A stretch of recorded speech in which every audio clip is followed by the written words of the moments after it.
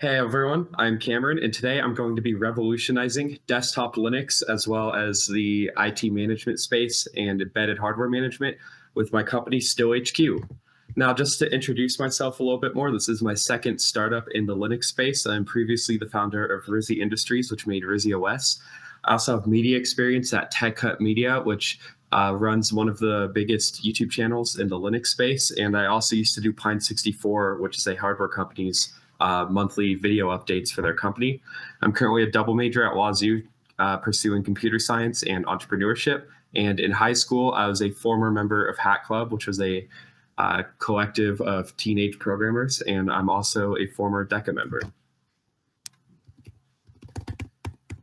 Um, so right now, pretty much every enthusiast, computer programmer, software engineer, security person, all alike, prefer Linux as their operating system, which is why it dominates servers, mobile, the cloud, and embedded systems. But one place it doesn't dominate is desktop market share. And the reason for that is there's a bunch of different variants of Linux called distributions, and there's a lot of fragmentation between distributions.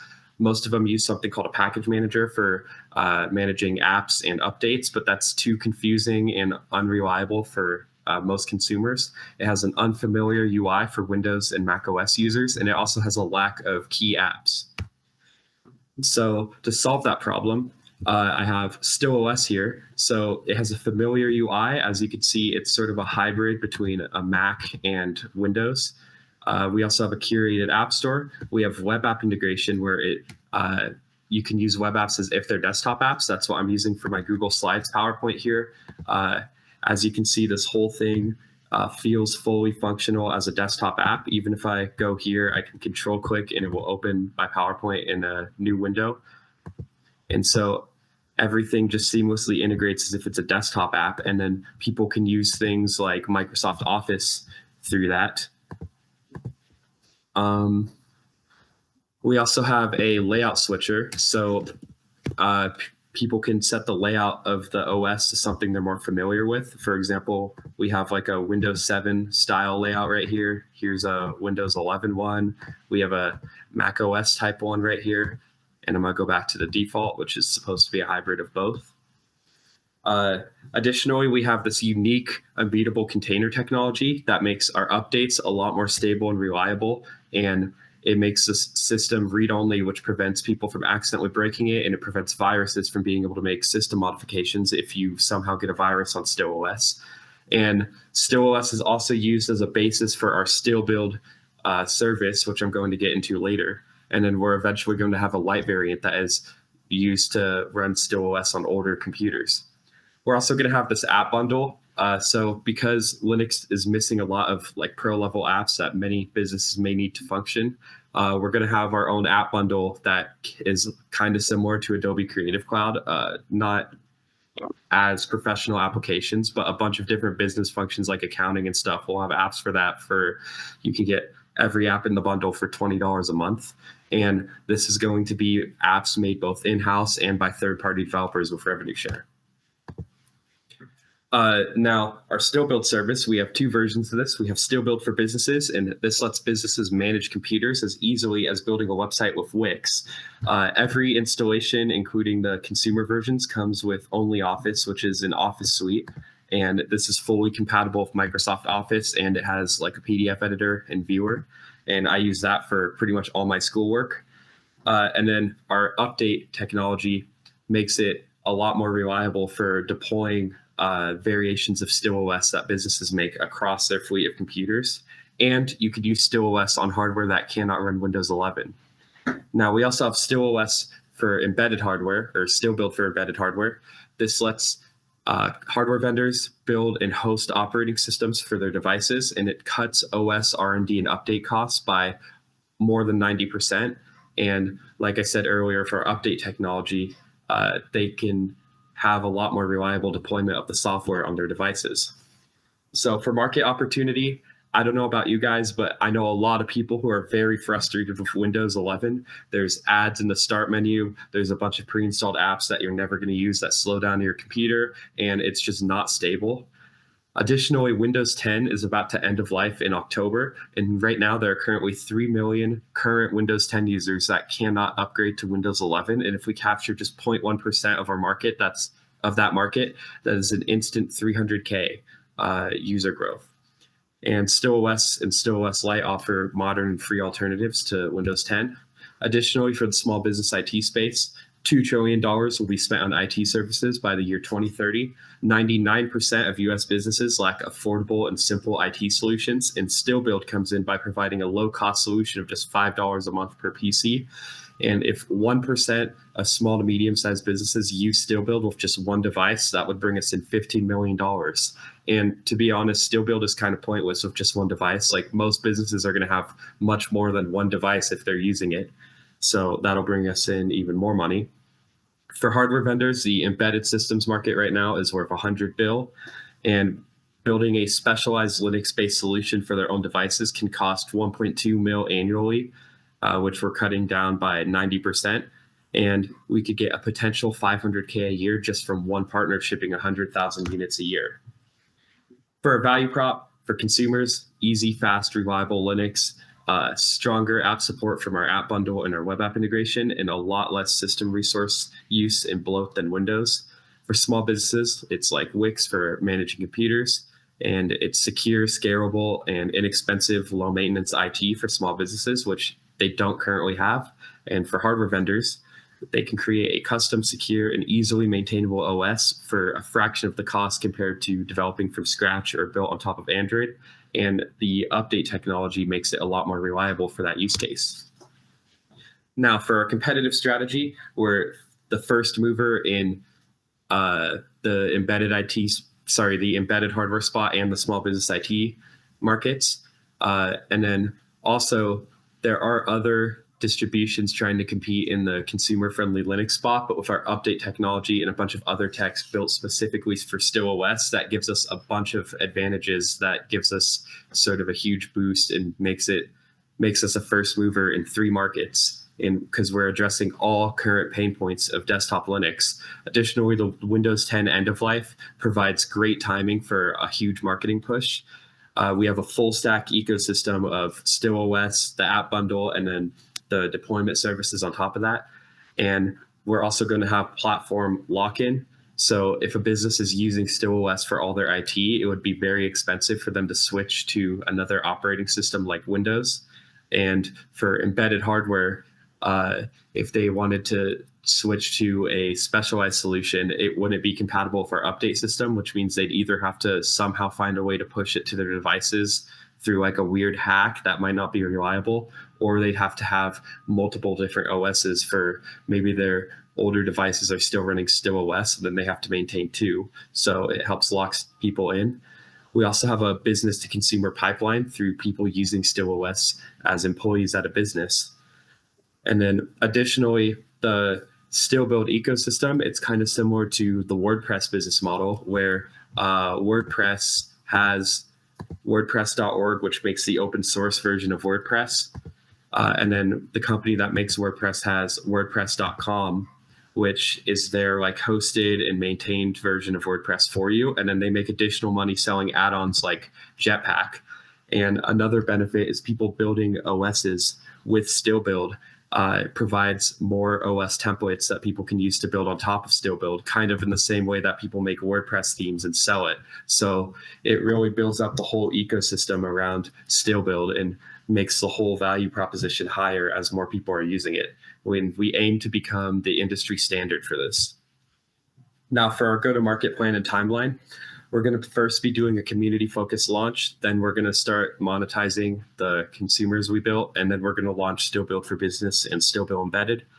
So I'm actually booked, not tomorrow, but next Saturday, I'm actually booked to launch at Linux Fest Northwest 2025. I volunteered at a different conference, and I pitched this idea to the organizer and to one of the organizers, and she liked it so much that she booked me a keynote on the spot, and I also have a table there too. So we're going to be launching there, trying to target it at enthusiasts, software developers, early adopters, and everything early on. And the reason we're doing that is because we want to use that market group to later get into small businesses. Then in June, we're going to have stillOS Ultra, which is a more premium version of 5 minutes stillOS. left. Yep. And then in August, we're going to be launching our app bundle subscription. Then in October, we're going to be launching stillOS Lite right before the Windows 10 end of life. And then we're going to be doing a still worth saving marketing campaign, trying to get people to push to convert their old Windows 10 computers that can't run Windows 11 into stillOS computers. Then November, we're going to be launching the business version of StillBuild. And then we're going to be doing affiliate marketing to get that through, and YouTube sponsorships marketing the affiliate marketing program. And then I'm still working on this, but we're also going to be launching StillBuild for embedded vendors in January, but I'm still working on how I'm going to market that. Current traction, stillOS is in the bug fixing stages. As you can see, like I'm already running it and it's very stable already. And I also have 3 updates ready. StillBuild is functional internally, but I haven't made an interface that is ready for businesses yet. So that is to do. Ultra and Lite development hasn't started technically, but StillBuild is so easy to use to build a whole new OS that we can actually build both in 30 days. For App Bundle, we have 3 apps currently developed in-house. We're looking to recruit some third-party developers to add apps, and we aim to launch the bundle with 10 to 15 premium apps. Additionally, we're booked at Linux Fest, as I said earlier. I currently have a previous startup, which I grew to 22,000 users. I have partnerships with OnlyOffice, as I said, and VisionTag, which will be our first embedded hardware customer. I have 427 emails on the waiting list for stillOS, and that is just with 2 tweets and a LinkedIn post, so very minimal marketing. And this business plan has already won 2nd place for DECA Area 2 Startup Business Plan competition. Now, currently, I'm bootstrapping this myself 100%. However, there are some blind spots of me being the only team member. Like, I need a experienced business-to-business salesperson, and I also need a full-time developer on board. So I'm looking for about $80K in funding for 6 months of salary for these 2 hires in order to accelerate growth for stillHQ. I'm currently pursuing funding through, obviously, the BPC here, but also I'm going to be talking to investors at the Linux Fest Northwest conference. For our projections, I use numbers from my last startup, which was also a Linux distribution trying to make a consumer-friendly variant, and that I grew to 22,000 users. So all my user growth numbers are based off of the 0.5% conversion rate for upsells that is slowly increasing off of my original user growth. And I think that these numbers are conservative because I have more experience and this is a better product. So I believe that I'll be getting an even faster user growth than my 22,000 users in 1 year with my last startup. Our first quarter, which is Q2 of this year, will be a loss from all the travel expenses for the conference. However, we will be breaking even by next quarter, and we will be profitable by Q4 of 2025. Now, going back to me, I am currently a 1-person team and a solopreneur, but I do think I am the best person possible to run this type of company because I have previous experience growing a Linux distribution. Like I said, 22,000 users in 1 year. I have a bunch of media connections from working for Tech Hut Media and doing work for Pine 64. So I will for sure get stillOS in Linux press. And I also know how to talk to both business people and engineers because those are both the specialties I picked for my major and just the things I've been doing for years through things like Hack Club and DECA in my previous startup. And with that, I don't think there's a better person who could be starting this company. 1 minute.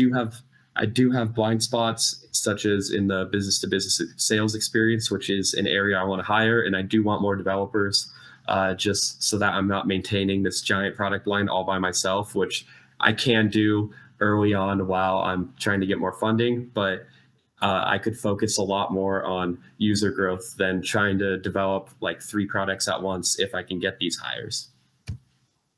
In conclusion, stillHQ is positioned to finally make Linux a mainstream choice through our small business services and everything. We're solving core usability issues, the app problem, IT management problems, all of that with stillOS and StillBuild. We're targeting a large, underserved desktop, small business IT, and embedded markets. And unlike the overwhelming majority of tech startups, we will be profitable almost immediately. Any questions? All right. Thank you much. I will go ahead and stop the presentation timer and start the 10-minute question timer. Please proceed. So first, I just wanted to say that was a great presentation, and I really appreciated the live demonstration of your product. Your value propositions for each of your customer segments, were those based on customer discovery interviews, or were those just assumptions? I just want to get an understanding of if you've spoken with your target market. So stillOS, for the desktop side, that is just from what people wanted from my last startup with RizzyOS. So basically all the pain points with my last startup, I'm addressing with this basically second attempt.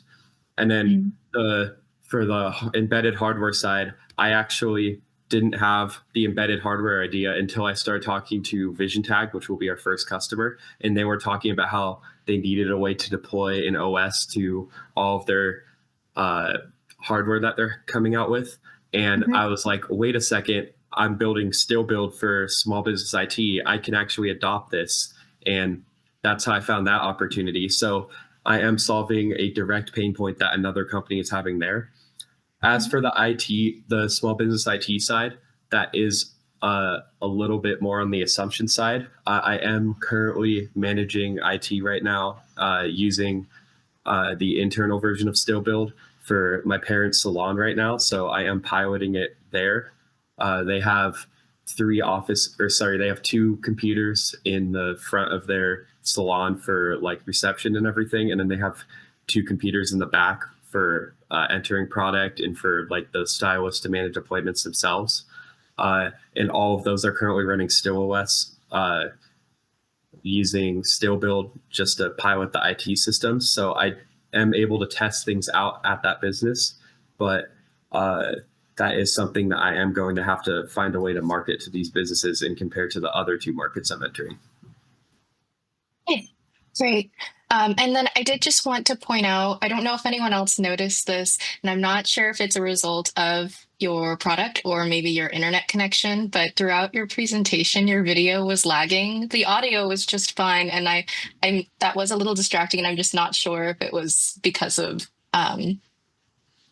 your product or internet connection. So maybe something to look into. I think that's my internet. Okay. Because I'm actually in the entrepreneurship center right now. I'm not at my dorm or anything. Oh, okay. Great. And I didn't have as much lagging, just as that's so it also. I think Amanda, you had a question. I was going to jump in after you. Okay, yeah, I can go ahead. I am curious, how are you going to encourage app developers to start developing apps for stillOS versus, they're already building for Windows and Mac and, even I'm thinking like even Chromebooks, right? They have to build separate apps for all those. So what are you going to do to encourage them to build on your OS? Great question. So there's currently a lot of technology that is already cross-platform, that is already becoming more dominant in the desktop app space. The biggest example of this is Electron, where you could basically turn a web app like Discord into a desktop app, and those by default are already Linux compatible, which makes it stillOS compatible.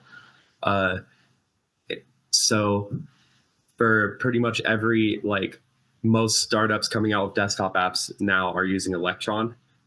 In terms of app bundle, there is currently a very good set of libraries for building Linux apps. I'd actually argue that building Linux apps is far, far easier than building Windows apps. And then there's also a gap in apps on Linux. So there's a lot of things that you just can't do with the current app selection on Linux without using like a web app, but web apps don't have the same native feel as desktop apps, and some of them can be laggy.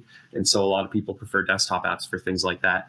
So with all of these gaps, app developers will easily be able to make a product that addresses one of the gaps in the Linux app ecosystem and get their app used by people looking to achieve a task that that app accomplishes. So in terms of recruiting developers, I am going to try and recruit developers at Wazoo here. I'm basically going to say, hey, you're college students, if you want to make a little bit of side income, just make a app for something Linux doesn't have right now and include it in our app bundle, and then you'll make revenue share. And so here on campus, I'm going to be pushing that to people as a way they can make some extra side money. And with that, I hope to eventually progress it to not just Wazoo students doing that, but obviously like random people on the internet, random developers doing it too. So yeah. Awesome. Thank you. We are at just under 4.5 minutes left. Hey, Cameron, great job. Great presentation. Just curious, why did you decide to pivot fully from your Rizzy OS rather than building off of that and just enhancing that when you already had those 22,000 existing users? And will you leverage those users when you're internal marketing for this new OS? Great question. So I am reusing a ton of code from the original, but obviously I'm not using the brand anymore. I did throw all that away. So the main thing is that Rizzy OS actually was pretty innovative. That's how I was able to get a bunch of tech press attention and grow to that many users that fast. However, because everything was open source, other distributions in the space just started implementing things that I implemented. So very quickly, the value proposition of Rizzy OS tanked because everyone else caught up. Whereas with stillOS, because of the container update system, that makes it very unique. That is something that is very hard to implement. And because it's so different, people who are existing users of other operating systems aren't going to like it if their current one just updates to do that. It is like a new workflow for updates and everything. And so most distributions aren't going to implement that to not like make their current user base like angry from the giant change.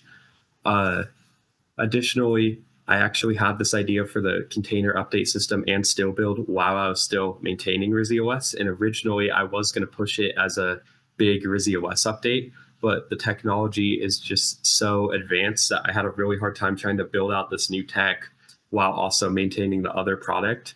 So I ended up merging Rizzy OS with another distribution in the Linux space, Nabara, to basically give my users a jumping point.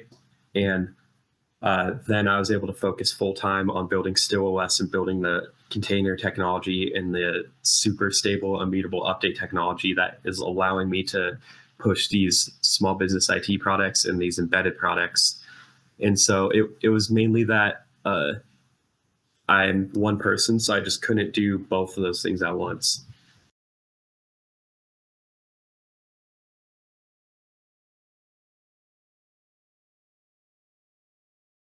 All right, I have another question.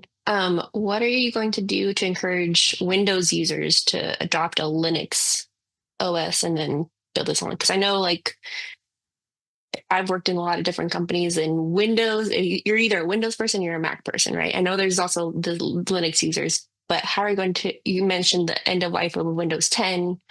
How are you going to encourage those people go from Windows 10 to a Linux and then adopt stillOS? Because that seems kind of like quite a few jumps for the average person. 1 minute, 19 seconds. All right, let me speedrun this answer. Very good question, though. So we're going to have multiple ways to do this. One, I'm going to heavily capitalize on the Windows 10 end of life. So I'm going to be starting the Still Worth Saving marketing campaign, where I'm basically going to try and start a social media trend of people saving computers that can't run Windows 11 with stillOS. And I think that is going to be a huge way to get into Windows users. But the other way is the small business IT strategy. That is actually it's our second worst revenue driver. But the more important thing is it gets stillOS into the hands of consumers. So we'll have our Linux users and enthusiasts who love switching people to Linux, like that's what they're known for, to be getting stillOS into small businesses. They're going to realize how great of a product is and how much value it adds to their business with how cheap the IT services are. And we can app bundle with that too. And then they don't have to pay for Office because we have only Office. So it will save businesses a lot of money. And then they'll realize how good the product is. And then eventually, we know consumers don't like installing OSs ourselves. So very long term, we're going to start selling our own hardware running stillOS and market it to those businesses who may also want to buy it themselves for consumer use. So we're really leveraging the business to consumer Sorry, I'm pipeline. going to have to cut you off. That is time.